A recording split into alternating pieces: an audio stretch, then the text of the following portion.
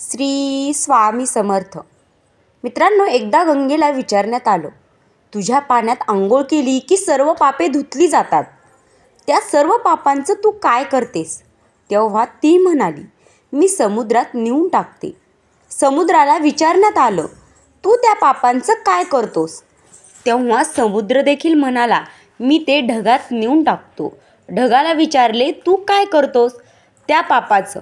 ढग म्हणाला, मी पावसाच्या स्वरूपात पुन्हा तुमच्या घरावर नेऊन टाकतो.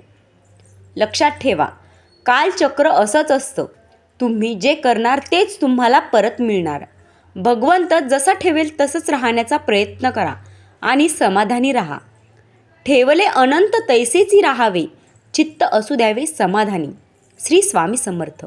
मित्रांनो, अशा प्रकारचे सुंदर विचार ऐकण्यासाठी आपल्या चॅनलला नक्की सबस्क्राईब करा. धन्यवाद.